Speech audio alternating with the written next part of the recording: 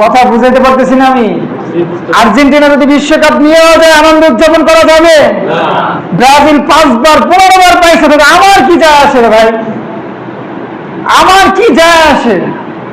আমার যে ফজরের সালাদটা ছুটে গেল, আমার তো কোনো কষ্ট লাগলো না।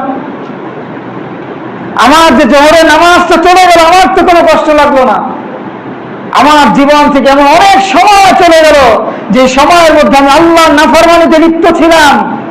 আল্লাহর যে নাফরমানি করলাম, আল্লাহর গজব যে আমার উপর আসলো, এ বিষয় নিয়ে তো আমি একবারও চিন্তা করলাম না। চিন্তা করা দরকার ছিল, চিন্তা করা দরকার ছিল। এজন্য আনন্দ উদযাপন করো আমার আপনার জন্য কি হবে না? জায়েজ হবে না।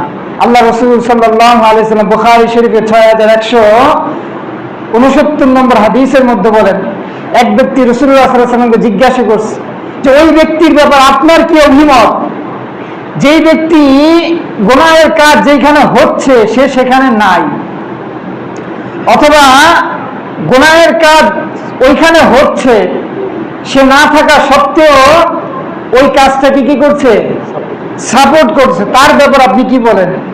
আল্লাহ রাসূল বুখারীর হাদিস 6169 নম্বর হাদিস, আল মারউ মাআ মান আহাব্বা, সে যাকে ভালোবাসে সে তাদের অন্তর্ভুক্ত। সুতরাং আমি মুসলমান হিসেবে যদি আমি আবু বকরকে ভালোবাসি তাহলে আমি আবু বকরের দলভুক্ত। আমি মুসলমান হিসেবে যদি ওমর ফারুককে ভালোবাসি আমি ওমর ফারুকের দলভুক্ত। আমি মুসলমান হিসেবে হযরত আলী, ওসমান, ওবায়দা, সাদ, ওবায়দা সহ যে সকল সাহাবী আছে সমস্ত সাহাবীকে যদি ভালোবাসি আমি সাহাবীদের অন্তর্ভুক্ত। পক্ষান্তর আবু বকর, ওমর, ওসমান, আলীকে ভালো না বেসে আমি যদি মেসিকে ভালোবাসি, আমি যদি নেইমারকে ভালোবাসি, আমি যদি রোনালদোকে ভালোবাসি, আমি যদি অন্য কোনো মুভি স্টারকে ভালোবাসি, তাহলে আমার হাসর নাসর, আমার কিয়ামত তার সাথে বলেন নাউজুবিল্লাহ।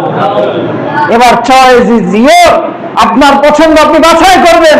আপনি ব্রাজিলের খেলা দেখবেন কি দেখবেন না, আপনি আর্জেন্টিনার খেলা দেখবেন কি দেখবেন না, এটা আপনার একান্ত বিষয়। আমার দরকার ছিল কোরআন এবং হাদিসের একদম জিস্ট পুঙ্খানুপুঙ্খানুভাবে আপনার কাছে পৌঁছে দেওয়া। আমি চেষ্টা করেছি পৌঁছে দেওয়ার। এবার আপনি খেলা দেখবেন কি দেখবেন না, খেলা নিয়ে আনন্দ উদযাপন করবেন কি করবেন না, এই সম্পূর্ণ দায়ভার আপনার আপনার আপনার।